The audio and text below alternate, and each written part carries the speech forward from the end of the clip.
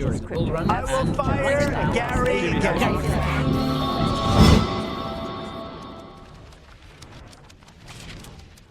Hey everybody, welcome back to BlockTalk. In today's episode, we are looking at consumer apps and their own problems, how they are tackling it, some functionalities, and a major partnership news which would both blow your mind. Interested to know more about it? Let's delve into it. Isha, what's the first news of today? The first cover-up that we have is Farcaster admits social network didn't work and they also launched a wallet-first approach. So, Vaishnav, can you brief about this? Yeah. So, if you see Farcaster have been a decentralized social network which is much more used than other decentralized networks in crypto space. Like if you take X users or Twitter users in general, most of them also have a Farcaster account. And why Farcaster mattered was whatever username you have there is a wallet address actually. That username is registered on chain, you own the username, and every data is being stored in nodes, Farcaster nodes. And there every tweet is called a cast, C-A-S-T. Cast. Yes. And each account has a limit of cast. Like let's say if you have 5,000 casts, if you post a 5,000 plus one cast, the last cast would be deleted. That's how this network works. And this is how Farcaster has been functioning till this date. But his founder reminiscence that even after 4.5 years of Farcaster's being live, they have not hit a proper product market fit. Okay. You may ask why so? Because being a social network, you can't just run on just for 100 or 1,000 people. Like just running a social network app for 1,000 people is a loss-making business. There should be millions Maybe because of heavy competition or more attractive features were not available. Yeah. So that. Actually, social networks, even if you make a massive social network, bringing in the network effects would be really difficult because that's how the cold start problem arises. Because there are so many examples. You know, Hike Messenger. Yes. It's not like Yeah, today. it's not like, yeah. Why so? Because Hike did had its own user base, but they lost that user base to Facebook and WhatsApp at those times. And even if you release an alternative to Instagram, let's say there was an alternative to Instagram called Best something, Be Real, you remember? No, I am not. That was also a social network. Yes. So there are so many social networks being released every year, but they don't succeed because the kind of network effect, your friends are in an app. If they move to the new app, then you will move to the new app, right? Yes. And if they don't post anything over there, you have no incentive to stay in the network. Now, recently Zoho also released an app. You remember the name? No, I'm not very well aware about it. Okay, so Aratai was the app which wanted to compete with WhatsApp. WhatsApp. But now Did it sustain or not? it's running, but it's not growing. That's the issue. When you release a new social media app, if you are not providing any new form of content, then you are going to die. The growth, there would not be a growth. Your growth chart will stagnate, and that's not good for a wallet. That's not good for a social For the social media itself, we have a heavy competition, right? We must have any special features to sustain in the platform. Yeah, very special or new features. Like TikTok had a new feature called short form video content. Yes.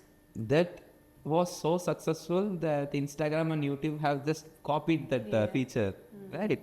So you need to invent some kind of those kind of feature to have a new app, or else it will be difficult. So Farcaster is now focusing on like, okay, we are a crypto native app. We do have crypto people. We do have wallet support. We do have coin support also. They also bought Clanker, which handles coins. So they are like, let's take a wallet approach and work it out. Yeah. So I have two important questions on this topic. Is that why do you think the wallet approach is more safer and better than the social media approach, what they first did? Okay. As I said, social media approach is good, but the growth stagnates after some time and it's not sustainable. So they have no other chance other than going to wallet-based approach because since it's a Web3, they have to rely on they already have wallet features. What they can further implement is trading with your friends. Like you can track your friends' portfolios, their tokens, you can trade with them. These kind of features can be implemented in Farcaster very easily. So they want to take this approach, and this is the approach what BaseApp is taking. BaseApp is built on Farcaster. BaseApp is a wallet, but they now also have a social feed. Okay, fine. So now Farcaster and BaseApp are coming into the same path is what we are feeling. Let's see how the future holds. So after this implementation, do you think that the X will still be a threat for Farcaster, or what is your thoughts? Okay. So X is a major, not competitor. Okay, X is a place where most of people hang out. Farcaster was trying to compete with them, but now after they change it to their wallet approach, they are not more competing with X at all. They are going to different field of competition itself. They are distancing themselves from X and social media in general itself. Okay.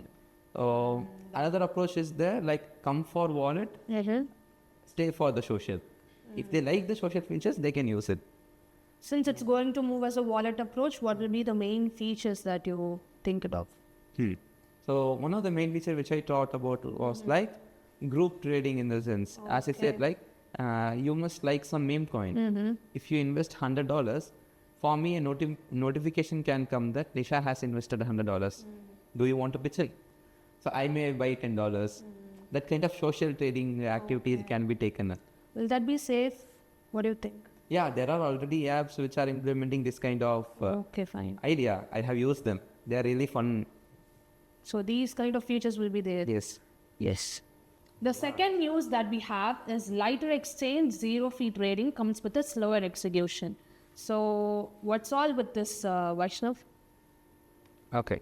As we all know, Lighter Exchange has 0% fees on their prep volumes, like prep trades. Lighter Exchange is a prep dex, actually, where you can do futures on DEX, which is built on top of Ethereum as an L2. So here, the fascinating thing here is it having 0% fee means you can just trade for free and you will not have any losses in the sense. And you may think like, okay, why an exchange is giving 0% fees? Like, what's their profit in there? Are they making any profit out of some other method? Or is this just an promotional kind of activity where they are giving free fees for the first 6 months and then they may charge you? So that's what we are exploring in the segment. And what comes very near is, if you see the documentation of Lighter Exchange, you get to know for free trades, you get an execution speed of 250 to 300 milliseconds, which is not a lot for a human. It's just a blink of an eye. But for computers, it's a huge gap.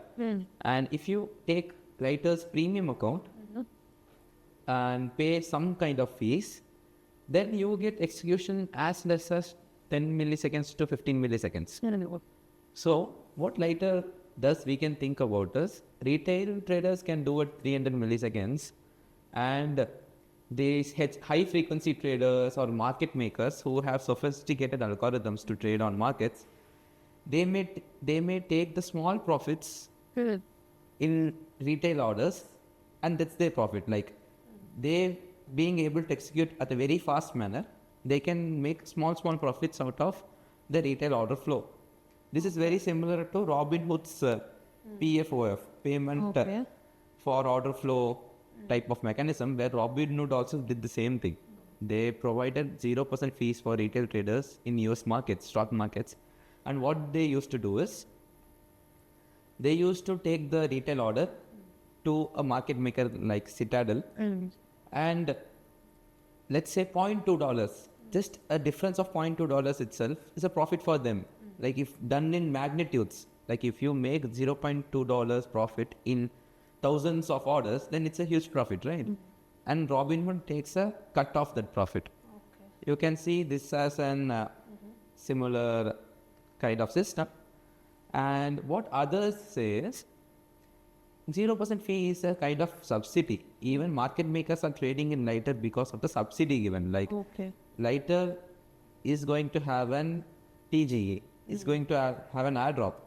And every point of Lighter, just the points itself is selling for $100 per point in open market. Points will only determine how much tokens you will get. So there's a demand for those points. So people are farming points by using the exchange. And let's see, like, if these kind of subsidies disappear and the order book starts to become dry, Will the liquidity will be sustained or it will be removed? that's what. So now to bootstrap liquidity, they are giving subsidies, but they can't give subsidies for a long period of time because you can't spend a lot of money subsidizing traders. At one point, traders' organic flow has to overtake your subsidized flow, right? Okay. So it depends on the macroeconomy level and how well later people want to use Lighter exchange. If there are too much competition or people want to move to some other exchange, then Lighter can suffer a loss or it may suffer from low quality orders. Yeah. What if the subsidy itself completely gets disappeared? Will the zero exchange fees will be a threat or will that be a good implementation? So 0% fees will always attract retail order flow. Okay. So it's always a good thing for them. Even if there is no subsidy, 0% fee will attract some people to put their money inside the exchange, right?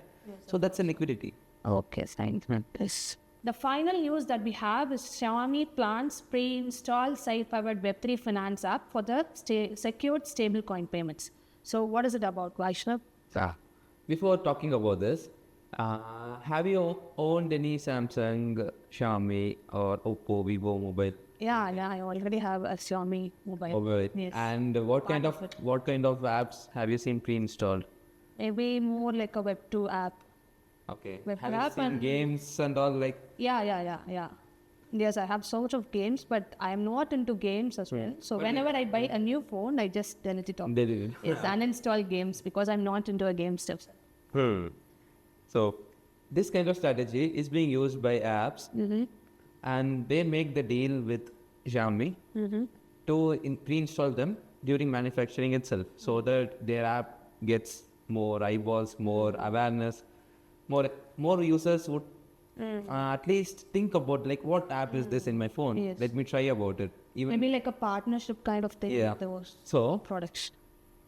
this approach, if you think about it, is such an innovative approach if you go for Web3 apps, because people in general itself are not very aware of Web3, and even if you bring in a new app for them to install, the app market is very competitive.